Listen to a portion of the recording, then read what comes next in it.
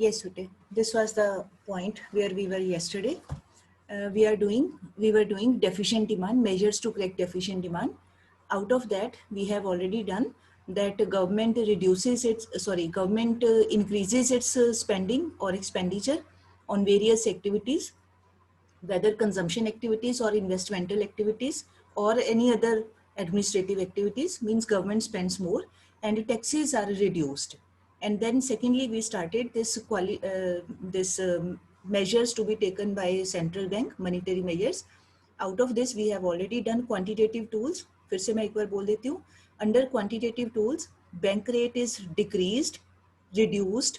Open market operations में government securities are purchased, and then rest all these ratios, CRR, SLR, repo rate, reverse repo, all these are diminished or reduced or decreased, so that commercial banks should come in a stature to lend more, to grant more loans to the ordinary public. Then we were towards this side, qualitative tools. Now qualitative tools में first one is margin requirement of loans. So during deficient demand case or deflationary period, now central bank wants commercial banks to provide liberal loans to people. So this margin requirement, it is reduced. Means whatever security is kept by the person who has to take loan and the amount which is offered for loan. Difference between those two values is known as margin requirement. Now during deflation time, this margin is reduced so that people should get liberal loans. खुले loans उनको मिले, openly उनको loans मिले. Commercial banks are encouraged to provide loans to people. So this margin is reduced so that commercial banks should have more money with them and they can lend more loans to the ordinary public. And then last one is this credit rationing, yeah, selective credit control. Now during deflationary period, this rationing is overtaken by the central bank. Overtaken in the sense means it is reduced, it is minimized. Means commercial banks are advised to stop doing this rationing. Rationing का मतलब होता है control करना, कम करना, check करना.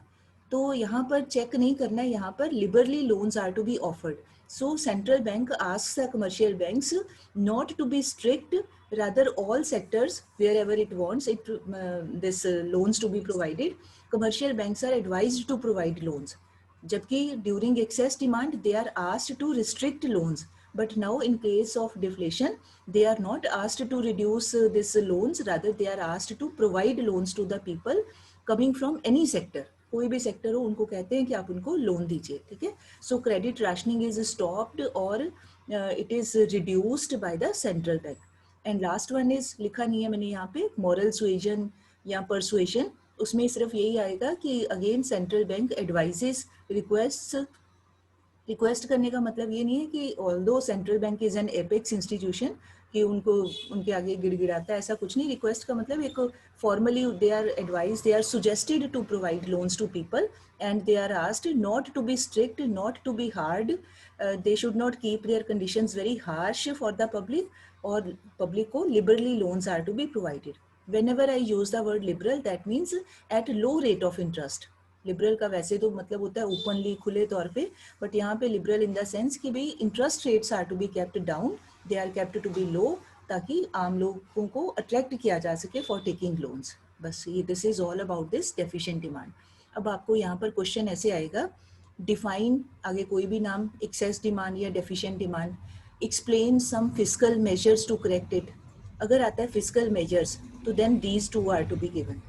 अगर आता है explain some monetary measures to correct it, define करके, then explain some monetary measures. जब मनीटरी मेजर्स है इसका मतलब हमें ये नहीं पूछा है कि गिव ओनली क्वांटिटेटिव या गिव ओनली क्वालिटेटिव, तो आप कोई भी आप दे सकते हो, बट कोशिश करनी है क्योंकि quantitative are comparatively more important, तो चाहे आप 2-3 इधर से दे दो, एक आधा इधर से दे सकते हो, मिक्स एंड मैच करके, आपकी मर्जी है. But if you are asked only about explain quantitative tools to reduce excess demand या डेफिशिएंट डिमांड, फिर only these very points are to be given. ठीक है, जितने भी मार्क्स का क्वेश्चन हो उसके अकॉर्डिंगली आपने पॉइंट्स बना देने हैं. अच्छा, एक अब आप अपना बुक में प्लीज चेक करिए, आगे दिया हुआ है after this topic, excess and deficient demand in 3 sector economy. End में करके है, जहाँ पे ये डेफिशिएंट डिमांड फिनिश हो रहा है, उसके बाद एक दिया हुआ है excess and deficient demand in 3 sector economy. इसके ऊपर you please write down only reading, not to be learned. This is not in syllabus, because हमारे सिलेबस में ओनली 2 सेक्टर्स का काम है। तो ये मैं बता देती हूँ आपको what is there in this topic. Otherwise आप रीड करोगे, आपको very easily you will be able to understand, only reading. अब इसका मीनिंग ये है कि जो अभी तक हमने ये कॉन्सेप्ट्स किए हैं एग्रीगेट डिमांड, सॉरी एक्सेस और डेफिशिएंट डिमांड के, इसमें we have already assumed as per the theory of Keynes कि भाई 2 सेक्टर्स आर डोमिनेंट। एक कौन सा सेक्टर है, हाउस होल्ड सेक्टर, और other sector is business sector या फर्म्स सेक्टर या प्रोड्यूसर सेक्टर। तो he has made whole of this analysis based on the activities of these 2 sectors only. तो यहाँ पर दे हैव टोल्ड कि अगर 3 सेक्टर हो तो 3 सेक्टर का मतलब कि if we include government also, third sector, आपको याद होगा दिस एग्रीगेट डिमांड के जो ब्रॉड कंपोनेंट्स हैं वो 4 कंपोनेंट्स हैं। One is private sector, private final consumption expenditure, second investment expenditure, third was government expenditure, fourth was net exports. ठीक है, तो नेट एक्सपोर्ट्स का जो पार्ट होता है दैट इज क्वाइट निग्लिजिबल, मतलब वो इतना ज़्यादा नहीं होता है उसका रोल कि वो हमारे पूरे इकोनॉमी को अफेक्ट कर सके, मतलब एग्रीगेट डिमांड को बहुत ज़्यादा इफेक्ट नहीं करता है, मतलब उसका role nominal in the sense कि कम होता है, थोड़ा होता है। तो इस करके उसको तो अवॉइड ही कर देते हैं। बाकी रह गए 3 सेक्टर, तो 3 सेक्टर में से Keynes has explained his theory with the help of first 2 sectors. Now they are saying, he is saying कि in case if we want to study the role of third sector, government sector, तो क्या होगा। Now you can see in the book itself, diagram में आप देखिए जरा, होना कुछ भी नहीं है। Aggregate demand initially we are writing C plus I, जब उसके कंपोनेंट्स लिखते हैं ड्रॉ करके, तो A D is equal to, अब तक हमने ये लिखा सी प्लस आई। और उसके बाद अब है कि अगर गवर्नमेंट भी आ जाती है, that means government is also spending, government is also making expenditure, तो प्लस गवर्नमेंट का लिख दिया जी, जी मतलब गवर्नमेंट एक्सपेंडिचर। तो गवर्नमेंट एक्सपेंडिचर को जब करते हैं तो होना कुछ भी नहीं है, only aggregate demand will increase. This line has gone upward ना, ऊपर शिफ्ट कर गई है, तो इसका मतलब गवर्नमेंट एक्सपेंडिचर के करके भी demand, aggregate demand will increase, तो line will move upward during this, in case of this 3 sector. आगे आप देखिए जरा नेक्स्ट पेज के ऊपर, बाकी सारा सेम है। Aggregate demand, this deficient demand का केस, एक्सेस डिमांड का केस, रेमेडी, आगे सिर्फ ये किया हुआ है सी प्लस आई प्लस जी, ये 3 सेक्टर हो गए, प्लस अगर और गवर्नमेंट अपने एक्सपेंडिचर में चेंज करती है तो डेल्टा जी। अभी तक हमने जितने भी डायग्राम किए थे ना, आपने नोटिस किया होगा, उसमें लिखा था C plus I plus delta I, कि अगर इन्वेस्टमेंट में चेंज करते हैं। नाउ वी आर सेइंग कि अगर गवर्नमेंट भी आ जाती है, अगर पहले गवर्नमेंट आती है तो एग्रीगेट डिमांड के कंपोनेंट्स हो जाएंगे C plus I plus G. Then after the arrival of government, if government brings any change in its expenditure, तो साथ में कर देना plus delta G, change in government expenditure। बाकी सारा everything is same, no change is there, no difference is there in the explanation, same methods, same remedies, same type of meaning, everything is same, बस सिर्फ एक sector और include करते हैं, सब कुछ सेम रहेगा। ठीक है, तो ये पार्ट आपने सिर्फ रीड कर लेना है for your knowledge and understanding, otherwise paper में ये इवन बोर्ड पेपर में भी नहीं आएगा, ये सिर्फ रीड कर लेना है। ठीक है जी। After this now you please turn 1 page, HOTS जहाँ पे दिए ना हायर ऑर्डर क्वेश्चंस, एक पेज छोड़ के आगे दिया हुआ है, वहाँ पे 1 question is given, distinguish between inflationary and deflationary gap. इसको आप टिक करके इंपॉर्टेंट कर लीजिए, already we have explain this, किया हुआ है ना, एक्सेस डिमांड के केस में इन्फ्लेशनरी गैप वाला डायग्राम किया सारा, उसका मीनिंग और लिख लो आप इसके ऊपर, inflationary gap means excess demand का केस, और deflationary gap means deficient demand. तो ये पेपर में 3 मार्क्स में क्वेश्चन आ सकता है। एक पॉइंट यहाँ पे, बाकी सब एवरीथिंग वी हैव डन, एक नहीं यहाँ पे लिखा हुआ है लास्ट में डायग्राम, ओनली डायग्राम का ये लिख दिया कि इन फिगर इतना so and so E F is termed as, आपने ऐसे नहीं लिखना, in place of that you have to draw the diagram. Inflationary side में इन्फ्लेशनरी गैप का डायग्राम, डिफ्लेशनरी साइड पे उसका डायग्राम। ठीक है, देन नेक्स्ट पेज के ऊपर एक और क्वेश्चन है, distinguish between full employment equilibrium and under employment equilibrium. Tick mark this also, important for boards point of view. इसमें भी बाकी सारा सेम है, ऑलरेडी हमने किया, 3 टाइप्स के इक्विलिब्रियम किए थे ना, full employment, under employment equilibrium, beyond full employment equilibrium, ये वही वाला है, बस लास्ट में you please note down diagram. Last point पे यहाँ बुक में लिखा नहीं, कई बार हम लोग भूल जाते हैं, तो बस आपने बोलना नहीं है, जहाँ भी पॉसिबल हो सके in macro economics we should draw the diagrams wherever possible. That gives an extra edge to our answer. अगर हमें 3 मार्क्स मिलने हो, डायग्राम हो, तो एग्जामिनर 3.5 देने की सोचेगा, मतलब एक प्लस पॉइंट रहता है. तो we should draw the diagrams. तो बस यहाँ पे आपको वो लिख लो, डायग्राम ड्रॉ कर देना है. एक तरफ अंडर एम्प्लॉयमेंट वाला इक्विलिब्रियम वाला डायग्राम, दूसरी तरफ फुल एम्प्लॉयमेंट वाला. यहाँ पर ज़रूरी नहीं फुल एम्प्लॉयमेंट आए, आपको तीनों में से कोई 2 का डिफरेंस आ सकता है. ये भी हो सकता है distinguish between over full employment equilibrium and under employment equilibrium. ठीक है, 3 में से 2, कोई 2 हो सकते हैं. तो आपने जो जो पूछा है उसके अकॉर्डिंगली आपने पॉइंट्स बना देंगे. बाकी के rest of the question very easily you will be able to see their answers because everything has been explained.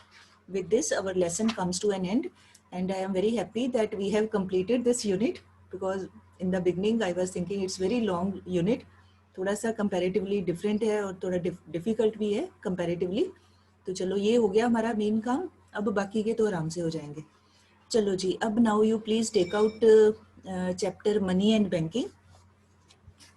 उसमें वेरी इंटरेस्टिंग टॉपिक ये हमारा चैप्टर है बैंकिंग, जहाँ पे commercial banks and central bank. उसमें आप एक टॉपिक देखिए बेटे, जहाँ पर दिया हुआ है ना ये फंक्शंस ऑफ कमर्शियल बैंक. उसके बाद 1-2 पेज छोड़ के आगे एक heading is coming, money creation और credit creation. In my book, I am having very old book. It is 6.5 page number. Money creation or credit creation. ठीक है. Now this is to be done. ये हमारा रह गया था by chance. I don't know how I could skip it. चलो कोई बात नहीं. Money creation. अब इसमें let me take out the slide. कहाँ पर है ये?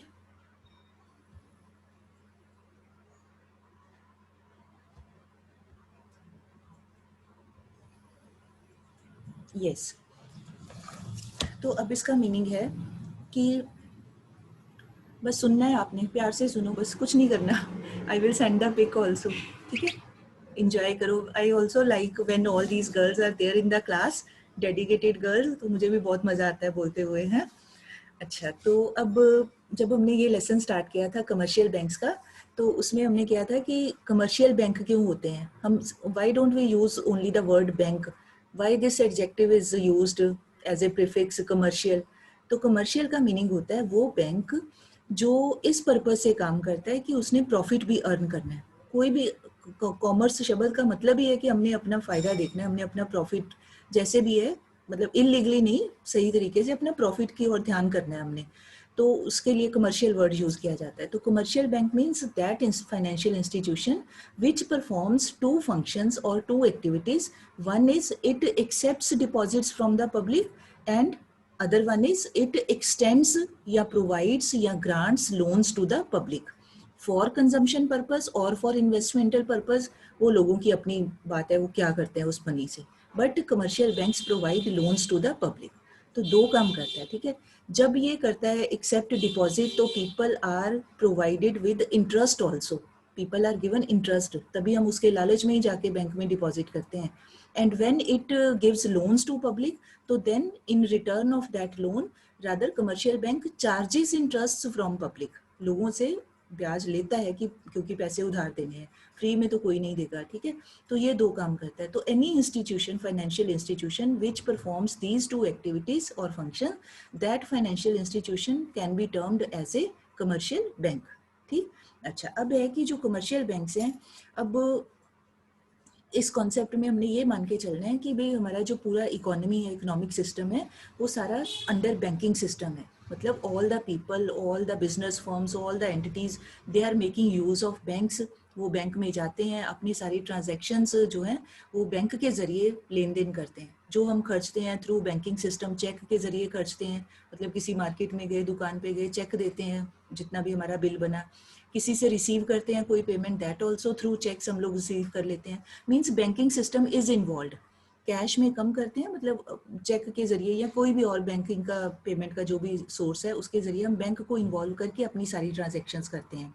सेकेंड इज कि सारी जो हमारा पूरा सिस्टम है कंट्री का, वो all the banks they are connected with each other. Connectivity is there. मतलब पूरे इंडिया में, हम लोग पंजाब में हैं तो यहाँ पर जो भी बैंक्स हैं, मान लो एक्सिस बैंक है, एसबीआई है, जो भी है वो ऐसे ही बैंक कोई तमिलनाडु में हो, महाराष्ट्र में हो, किसी भी जगह हो इंडिया में, वो सारे बैंक्स एक दूसरे के साथ इंटर रिलेटेड हैं, इंटर कनेक्टेड हैं थ्रू देयर नेटवर्क, आपस में जुड़े हुए हैं। कोई ये नहीं है कि तमिलनाडु जी बहुत दूर है तो चेक जाने में पता नहीं कितने दिन लग जाएंगे, ऐसा कुछ नहीं। अब नेट का टाइम है, कंप्यूटराइजेशन है, सब कुछ एक मिनट में, कुछ सेकंड्स में ही सब कुछ पता चल जाता है। And all banking system, all banks are interconnected, inter related to each other, and all are connected with the central bank. मतलब उस नेटवर्क के अंदर रह के हम सारे लोग, बैंकिंग सिस्टम हमारा काम करता है। And people are also making their payments, receiving their payments through cheques, जो भी खर्च करते हैं, लेते हैं, रिसीट करते हैं, वट एवर, वो चेकों के जरिए अपना सारा काम करते हैं, ये मान के चलते हैं। ठीक है, अब उसके बाद है कि जो बैंक के पास लोग जाते हैं डिपॉजिट करवाने के लिए, तो अब हम लोग, जैसे हम लोग जाते हैं डिपॉजिट करवाने के लिए, तो हमें क्या होता है कि चलो कोई नहीं, घर पे भी तो पैसे पड़े हैं ना, if we keep them in the bank तो हमें इंटरेस्ट मिलेगा और थोड़ा हमारी सेफ्टी भी हो जाती है, भी घर पे कोई चोरी हो सकती है, कुछ प्रॉब्लम हो सकती है, तो बैंक में अवर money is lying safely with security, with certainty. कोई हमें बाद में जब हमारा दिल करेगा निकालना होगा, हम निकाल सकते हैं। मतलब security, safety plus attraction of interest, all these benefits are there, तो हम लोग जमा करवा देते हैं। अब क्या होता है, बैंक्स, जितने भी लोग जाते हैं बैंकों में अपना डिपॉजिट करवाने के लिए, तो banks do not keep whole of the deposits with themselves every time. मान लो आप, मैं, हम सारे लोगों ने मिलके, मान लो हम 100 लोग हैं, जाके हमने 10,000 रुपीज़, हम सब ने अलग अलग, किसी ने 100 रुपये, किसी ने 500, किसी ने 1000, अलग अलग जमा करवा दिए, तो बैंक के पास टोटल हो गए 10,000 रुपीज़। अब बैंक वो 10,000 रुपीज़ को संभाल के नहीं रखेगा, गले से लगा के, नहीं बस मेरे पास 10,000 हो गए, अब कुछ नहीं करना इसको, नो। अब बैंक उस, जो उसके पास डिपॉजिट आ गए ना, now bank will make best use of that money, उसका फ़ायदा उठाएगा, उससे एडवांटेज लेगा। अब वो एडवांटेज कैसे लेगा, वही पैसे को आगे लोन के तौर पे वो दूसरे लोगों को देगा।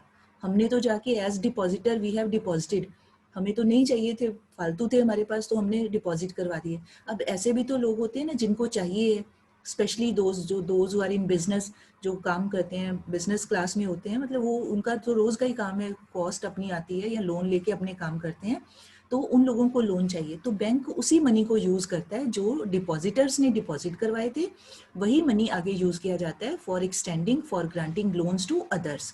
तो मतलब ये हो गया कि हम आम ऑर्डिनरी हाउस होल्ड सेक्टर के लोग we deposit money, and people from business sector, firms sector या producer sector, normally they take loans from the banks for using that money in their various business activities। ठीक है जी। अच्छा, अब क्या होता है कि बैंक जितना भी उसके पास टोटल डिपॉजिट्स आए थे लोगों के, दे तो हो सकता है, बट वो सारा पैसा नहीं लोन के तौर पे देता। मान लो जैसे मैंने बोला 10,000 रुपीज़ है, तो सारे का सारे 10,000 rupees will not be given as loan, उसमें से कुछ मनी बैंक अपने पास बचा के रख लेगा। जो बचा के रख लेगा दैट इज कॉल्ड कि bank keeps some reserves with themselves, those reserves are known as legal reserves. अब वो लीगल रिजर्व में दो तरह से रिजर्व होते हैं, थोड़े पैसे अपने पास रखने होते हैं, थोड़े पैसे विद सेंट्रल बैंक रखने होते हैं। ये कॉन्सेप्ट हमने पहले भी किया है। जो अपने पास रखने होते हैं they are known as statutory liquidity ratio, और जो थोड़ा बहुत देना होता है सेंट्रल बैंक को that is called cash reserve ratio. But दोनों ही रिजर्व हैं, वो पैसा मतलब यूज नहीं किया जा सकता फॉर लोन, वो अलग से बचा के रखना है, चाहे अपने पास रखना है चाहे विद सेंट्रल बैंक रखना है। ठीक है, फिर से सुनो मैंने क्या बोला, whatever total deposits have are coming to the या come to the commercial banks, some part of those total deposits they are kept as reserves, those reserves are known as legal reserves। और ratio word तब use करते हैं जब हम percentage में कहना हो भी टोटल डिपॉजिट्स का इतने परसेंट रख लिया एज रिजर्व, तो वही टर्म को कह दिया जाता है legal reserve ratio. Now that legal reserves are kept in two ways, one part is kept with the central bank called CRR, and one part of those reserves is kept by the commercial banks with themselves known as SLR, but taken together they are known as legal reserves। और percentage की form में कहें भी अपने total deposits का मान लो 20% रखा है या 30%, जितना भी परसेंट है, उस फॉर्म में कहना हो तो उसी चीज को कह देते हैं लीगल रिजर्व रेशो। ठीक है जी, इतना क्लियर हो गया। अच्छा, अब है कि अब जो कमर्शियल बैंक्स हैं वो कुछ परसेंट ही क्यों रखते हैं। अपनी टोटल डिपॉजिट्स का कुछ परसेंट हिस्सा ही क्यों रखते हैं, सारा ही क्यों नहीं रख लेते? तो सारा तो इस करके नहीं रखते क्योंकि that money is to be given as loan, तो सारा तो रखेंगे तो फिर लोन क्या देंगे, कुछ भी नहीं दे सकते। अब वो परसेंट, कुछ परसेंट बचा के भी क्यों रखते हैं, ये भी एक क्वेश्चन है कि ऐसी क्या ज़रूरत है कि वो पैसे भी बचा लिए, why can't they use that money also for giving loan, वो क्यों नहीं कर सकते? तो उसके पीछे दो रीज़न है। एक रीज़न ये है कि over a period of time जो बैंक्स होते हैं, बैंक में काम करने वाले लोग हैं, बैंकिंग पर्सोनल, तो अपनी अपनी ब्रांच में दे गेट दिस एक्सपीरियंस कि भाई रोज़ ही लोग आते हैं, डेली पीपल आर कमिंग। कुछ लोग आते हैं जो बैंक में हमेशा मतलब डिपॉजिट करवाने के लिए, कुछ ना कुछ लोग आते हैं, और कुछ लोग आ जाते हैं लोन लेने के लिए। दोनों कैटेगरी के लोग जाते हैं डेली बैंक्स में, ठीक है। आप या मैं नॉर्मली हम डिपॉजिट करवाने के लिए जाते हैं, लोन तो कभी हुआ 10-15 सालों में कोई ज़रूरत आई तो हम लेते हैं, अदरवाइज तो अवॉइड करते हैं ना, सेविंग ही करने की कोशिश करते हैं। तो आमतौर पे लोग जो हाउस होल्ड के होते हैं वो डिपॉजिट करते हैं और बिजनेस क्लास के लोन लेते हैं। तो बैंकों का एक रोज़मर्रा का डेली ये एक्सपीरियंस है कि depositors are also coming and borrowers are also coming, both type of people are coming. अच्छा, सेकेंड एक्सपीरियंस उनका ये होता है कि जो लोग विदड्रॉ करने के लिए आते हैं, कोई हाउस होल्ड के कोई लोग भी, हम और आप भी जा सकते हैं, चलो कोई ज़रूरत आ गई, बैंक जाते हैं पैसे निकालने के लिए, तो बैंक ये भी देखते हैं कि जो लोग विदड्रॉ करने के लिए आ रहे हैं वो अपना सारा पैसा नहीं निकाल रहे।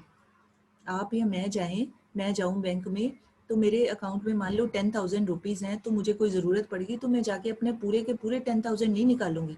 मेरी कोशिश होगी जितने कम से कम निकाल के मेरा काम चल सके, तो मैं 2,000 निकाल लूँ, 3 निकाल लूँ, 4 निकाल लूँ, but I will not take out whole of the money. मैं ज़्यादा से ज़्यादा भी बड़ा कुछ इमरजेंसी हो, मैं 9,000 रुपीज़ निकाल लूँगी, कोशिश पूरी होगी कि 1,000 रुपये बचे रहें, मेरा बैलेंस चलता रहे, है ना। सारे लोगों का यही बिहेवियर होता है। तो banks they come to know with their experience कि people do not withdraw whole of their money from their account, सारा पैसा नहीं निकालते हैं। नंबर 2, ना ही लोग डेली कोई ऐसे जाते हैं कि रोज़ ही जाके सारा पैसा अगर निकाल भी लें, तो ऐसे लोग बहुत बहुत ही कम होते हैं। कोई जाके जिसने अपना अकाउंट ही क्लोज करवाना हो, कोई ट्रांसफ़र का केस हो या कुछ ऐसा हो, बहुत वो रेयर केसेस होते हैं, एक्सेप्शनल केसेस होते हैं किसी ने अपने अकाउंट क्लोज करवाने हो। Otherwise people keep their accounts running, वो अपना चलता रखते हैं, चाहे थोड़े भी पैसे रखें बट अपना अकाउंट चलता रखते हैं, ठीक है। उसके बाद है कि सारा अमाउंट भी एक बार में नहीं निकालते, और सारे ही जो डिपॉजिटर्स होते हैं वो भी इकट्ठे नहीं जाते विदड्रॉ करने के लिए। अगर एक बैंक में 100 लोगों के अकाउंट्स हैं, 100 कस्टमर्स हैं, तो सारे एक दिन में सारे के सारे 100 नहीं चले जाएंगे कि उनको ज़रूरत पड़ेगी और वो विदड्रॉ करें। थोड़े बहुत जा सकते हैं, 100 में से मान लो 20, 25, 30, 40 जा सकते हैं, बट सारे के सारे 100 पीपल विल नॉट गो कि हमें ज़रूरत पड़ेगी हम पैसा विदड्रॉ कर लें। तो मतलब ये निकला सारी स्टोरी का कि सारा पैसा बैंक से नहीं निकलता है, थोड़े बहुत पैसे निकलते हैं। और डेली एक्सपीरियंस से, डेली रूटीन से बैंकिंग जो पीपल हैं किसी भी फील्ड में, मतलब बैंक में काम करने वाले, उनको अंदाज़ा सा होता है कि ऑन एन एवरेज डेली हमें इतने के पैसे हमारे पास चाहिए कि अगर कोई people are coming for withdrawing तो उनकी ज़रूरत पूरी हो सकती है, ठीक है। जैसे हम एटीएम जाते हैं तो बैंक के पास इतना पैसा है ना, उन्होंने रखे हुए हैं अपने एटीएम में, है तो उन्हीं के ही है, बैंक के पास ही है, तो वो अपना मैनेज करके रखते हैं भी। एट द मोस्ट कोई कितना निकालेगा, सारा तो नहीं निकालेगा अपने अकाउंट में से, तो उनको अंदाजा सा हो जाता है, ठीक है। तो कीपिंग दैट एस्टीमेट, वो अपने पास उतना पैसा बचा के रखते हैं कि अगर लोग आ जाएं तो, आप देखो कभी भी हम बैंक जाते हैं ना, कभी हमें मना नहीं करेंगे विदड्रॉ करने के लिए, क्योंकि हमारे पैसे हैं, तो बैंक कभी हमें रिफ्यूज़ नहीं करेगा कि भाई नहीं जी आप नहीं निकाल सकते, हमेशा हमें मिलेंगे पैसे। कभी भी नहीं ऐसा होगा कि we are sent back empty handed कि जाओ जी आपको अभी पैसे नहीं है, ऐसा कभी नहीं बोलते हो, हमेशा हमें मिल जाते हैं, ठीक है। तो इसका मतलब क्या है कि bank has already made the arrangement for that very category of people कि जो आ सकते हैं। तो मतलब ये हो गया कि banks are always in the custody of some extra और surplus deposits in their hands, जो उनके पास फालतू हैं और उनको अंदाजा है कि इतने लोग निकाल सकते हैं, बाकी का पैसा उनके पास सेफ पड़ा हुआ है, ठीक। अब जो पैसे एक्स्ट्रा हैं बैंक के पास, जो लोग नहीं निकाल रहे हैं, now banks make use of that money, उस पैसे का फायदा उठाते हैं। That money is used as loan money which is given to other people as loans, ठीक। तो लीगल रिजर्व रेशो इसीलिए रखी जाती है कि कोई इमरजेंसी पड़ जाए तो बैंक के पास पैसे होंगे, उसको यूज कर सकते हैं, और अंदाजे से उनको आइडिया होता है कि इतना पैसा हमारा डेली के ट्रांजैक्शन में लगता है और इतने पैसे हमारे पास डेली एक्स्ट्रा बचे रहते हैं। जो एक्स्ट्रा बचे हैं अब बैंक ने उस मनी को यूज करना है for giving loans to other people. ठीक, ये सारा ऐसे लिखा हुआ है आगे, इतना लंबा नहीं देना, ये तो मैंने आपको समझाने के लिए ऐसे बताया, आपने तो शॉर्टकट में ही देना है सारा। अब इसको हम we can take one example कि कैसे कर सकते हैं। अब है कि मान लीजिए नाउ एज आई टोल्ड कि सारा country economy economic system banking system से जुड़ी हुई है, all are attached with each other. तो जो इनिशियली मान लो, please see this table, money creation और credit creation by commercial banks. एक तरफ लिख दिया हमने राउंड, राउंड मतलब स्टेज की कब क्या हो रहा है, time period, then deposit, then we have made the column loan, loans and then cash reserves या लीगल रिजर्व रेशियो। ठीक है, अच्छा अब मान लो फर्स्ट इनिशियल फेज है, इनिशियल मतलब वेरी बिगनिंग, अभी कुछ भी नहीं हुआ नए सिरे से समझने के लिए। फर्स्ट फेज है, इनिशियल फेज है। इनिशियल फेज में कोई लोग जाते हैं तो उन्होंने अपने 1000 रुपीज डिपॉजिट करवा दिए बैंक में, मान लो मैंने करवा दिए या आपने करवा दिए, 1000 रुपीज हमने करवा दिए, तो बैंक के पास कितना डिपॉजिट आ गया, 1000 rupees. It will be known as primary deposit. Primary deposit का मतलब जो सबसे पहले आता है डिपॉजिट बैंक के पास, प्राइमरी डिपॉजिट। और बेसिक डिपॉजिट, शुरू में in the very beginning whatever money comes to bank as deposit made by people, that is called primary or basic deposit। ठीक है, अच्छा अब क्या है कि बैंक सेंट्रल बैंक की गाइडलाइंस के अकॉर्डिंग अब मान लो 20% रखना है अपना लीगल रिजर्व्स। ठीक है, लीगल रिजर्व या कैश रिजर्व यहाँ कह दिया, ये कैश रिजर्व रेशो नहीं है, legal reserve including both types of, हमने सिर्फ यहाँ उस एंगल से देखना है।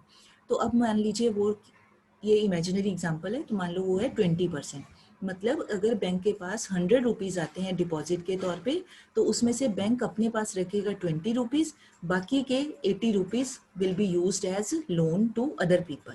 ठीक, तो अब 20% कितना हो गया, 1000 का 20% हो गया हमारा 200। तो बैंक ने ये 1000 रुपीज में से 200 अपने पास रख लिए, तो बाकी कितने बच गए, 1000 माइनस 200, 800।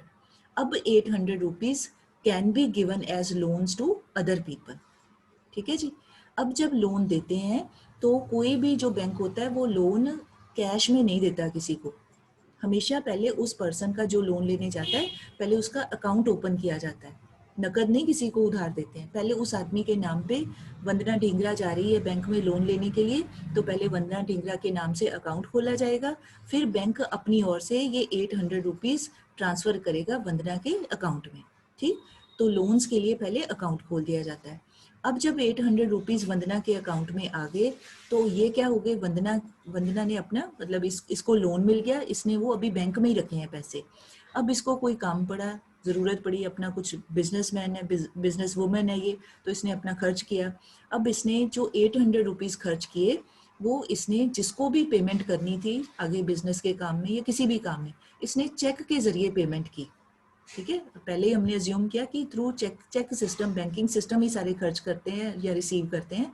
तो इसने 800 जो रुपीज़ खर्च किए, जिसको भी देने थे इसने चेक काट के दे दिया 800 रुपीज़ का। ठीक है, सामान ले लिया अगले से अपने बिजनेस से, अपना काम से रिलेटेड, और 800 रुपीज़ का चेक काट के दे दिया। जब जिसको भी चेक दिया, अब हम पहले ही अज्यूम कर रहे हैं कि वो लोग भी, सारे ही लोग बैंकों को यूज़ कर रहे हैं। अब जिसको भी चेक दिया वो चेक लेके वो आदमी अपने जहाँ भी जिस भी बैंक में उसका अकाउंट है वो वहाँ जाके वो चेक को डिपॉजिट कर देगा। ठीक है, जब वो वहाँ जाके डिपॉजिट करेगा, ऑलरेडी वी आर सेइंग कि all banks are interrelated, interconnected. तो थ्रू सेंट्रल बैंक सिस्टम सब बैंक आपस में जुड़े हुए हैं। तो बैंक चाहे कोई भी हो, पंजाब नेशनल बैंक है, कोई HDFC है, कोई भी है, any so many are there. तो कोई भी जो बैंकिंग सिस्टम है सब जुड़े हुए हैं। तो जिस भी आदमी को इसने 800 का चेक दिया था उस आदमी ने भी वो चेक अपने अकाउंट में लगा दिया।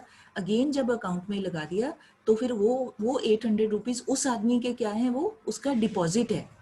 इसका तो खर्च हो गया था, इसने तो यूज कर लिए, इसने तो ये विदड्रॉ कर लिए, चेक दे दिया। जिस अगले पर्सन ने डिपॉजिट किया उसने अपना डिपॉजिट के तौर पे अपने जमा करवाए हैं पैसे। ठीक है, again that money 800 rupees will come to the banking system. उसने अपना चेक जहाँ भी जाके चेक लगाया तो बैंकिंग सिस्टम में तो वो चेक आ ही गया। तो अब वो 800 रुपीज उस आदमी के, उस पर्सन के बन गए डिपॉजिट्स, उसके अकाउंट में वो चेक लग गया, उसके अकाउंट में 800 रुपये आ गए। ठीक है जी, अब बैंक के पास आ गए 800 रुपये, फिर से आ गए, जो गए थे फिर से आ गए, घूम के आ गए यानी कि है। तो अब फिर से बैंक ने इस 800 रुपीज़ का फिर से 20% अपने पास बचा लेना है और बाकी का फिर यूज़ कर लेना है एज लोन। तो 800 का 20% होता है 160 रुपीज़। तो ये रख लिए एज रिजर्व, बैंक ने अपने पास बचा के रख लिया। तो बाकी कितना बचा? 800 माइनस 160, दैट इज 640. अब now bank is free to make use of this 640 rupees. It can be given as loans. तो अब कोई और पर्सन चला गया, इशिता शर्मा चली गई बैंक लोन लेने के लिए, तो बैंक वाले कहते हैं ठीक है जी हमारे पास हैं पैसे, आओ आप लोन ले लो। तो इशिता शर्मा के नाम पे अकाउंट खोल दिया, 640 रुपीज़ इसको लोन दे दिए, ठीक है। तो अगेन ये आ गए 640 rupees as loan in the name of Ishita Sharma, ठीक है। अब इशिता शर्मा ने भी खर्च कर लिया, इसको भी कोई अपना जो भी काम करना है इसने खर्च कर लिया, जिसको भी खर्च करके पेमेंट की अगेन थ्रू चेक इसने पेमेंट कर दी। अब वो पर्सन जिसको चेक दिया था, अब वो पर्सन भी किसी बैंक में जाके अपना चेक लगा देगा, अगेन दो 640 rupees will come to the banking system, क्योंकि चेक के जरिए ही सारे काम चल रहे हैं। फिर वो 640 रुपीज़ आ गए। अब अगेन ये फेज़ मतलब हर एक बार जब अगला अगला पर्सन इन्वॉल्व होता जाता है तो ये अगली अगली राउंड बनता जाता है। अब वो 640 रुपीज़ का फिर बैंक वाले क्या करेंगे, उसका 20%, ये बनता है ऑलमोस्ट 128 रुपीज़। तो इतने मनी सेव अपने पास वो डिपॉजिट रख लेंगे। बाकी कितने बच गए? 640 minus 128 left is 512 rupees. Now again 512 rupees can be used as loans and this process will go on. जो भी मैंने इतना बोला दो केसेस का, अभी ऐसे ही फिर 512 rupees can be given as loan to some other person, उसके नाम पे अकाउंट खोला जाएगा, उसके अकाउंट में ट्रांसफ़र करे जाएंगे, वो पर्सन फिर खर्च करता है, वो जिसको भी देगा खर्च करके वो अगेन ही will make use of cheque, again that cheque will come in the banking system. That means ये 512 का चेक फिर से बैंकों के अंदर हमारे सिस्टम के अंदर फिर से आ गया। अगेन अब बैंक के पास वो डिपॉजिट आ गया 512 रुपीज़ का।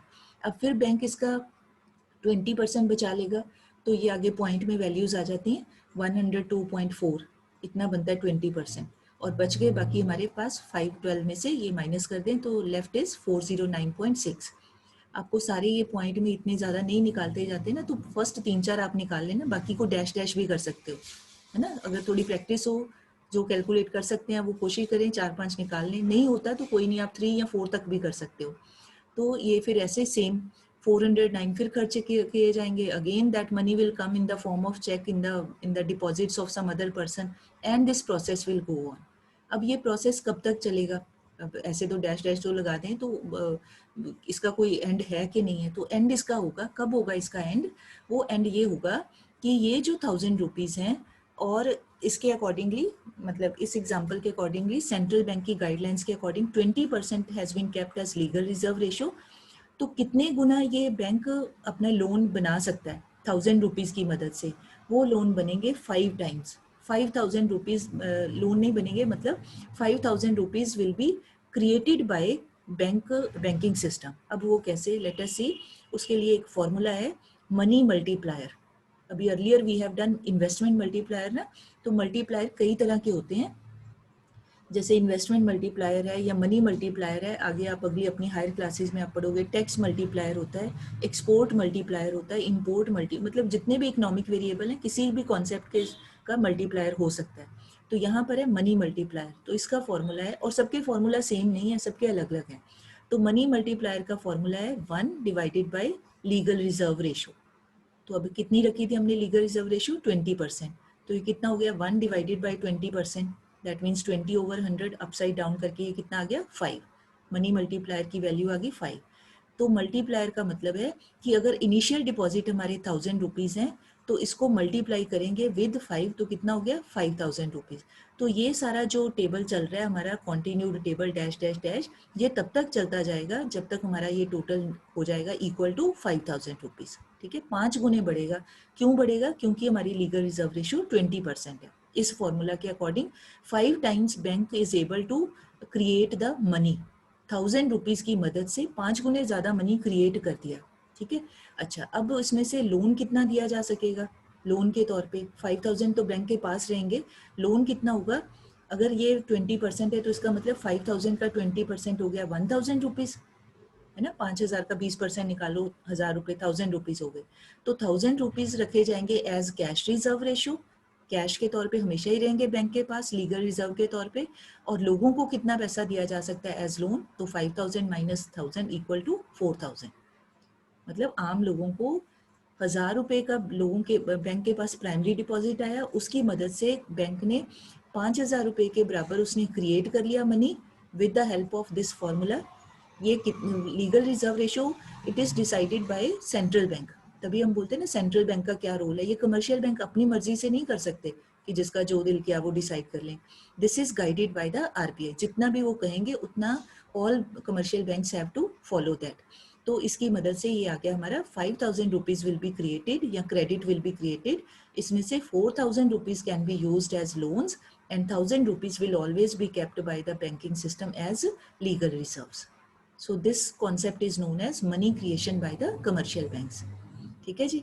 तो आपने अगर नोटिस किया वो दो चीज़ों के ऊपर ये सारा प्रोग्राम डिपेंड कर रहा है, एक प्राइमरी डिपॉजिट का अमाउंट, ये कितना पैसा आया, और एक ये लीगल रिजर्व रेशो। अगर ये रेशो ज़्यादा होगी तो less money will be created, क्योंकि bank less loans will be created, क्योंकि फिर बैंक ने अपने पास ही ज़्यादा रखना है। और अगर ये लीगल रिजर्व रेशो कम होगी तो मोर लोन्स कैन बी एक्सटेंडेड। ठीक है, तो ये सारा आपने आज पढ़ना है, आपका होमवर्क है। इतना लंबा चौड़ा नहीं लिखना है, ये पॉइंट्स बना के ही देना है। मतलब अपने पहले समझने के लिए whole of the concept is to be read. बाद में ये आएगा आपको कि explain this money creation process, तो आपने शॉर्ट फॉर्म में पॉइंट्स बना के 5-6 पॉइंट्स बनाने हैं, देन ये टेबल देना है, इसके बाद एंड में जाके 2-3 लाइन्स में इसको कंक्लूड कर देना है। बस इस तरीके से आपने लिखना है। ठीक है जी। So with this we finish the topic. Let me see the time is also over. ठीक है, तो ये आज आपने काम पढ़ लेना, कल को फिर देखते हैं और आगे क्या करते हैं। ठीक है जी। With this I want to thank you all. Ma'am now you can end the meeting, time is going to be over now. Okay, ma'am. Thank you ma'am, thank you.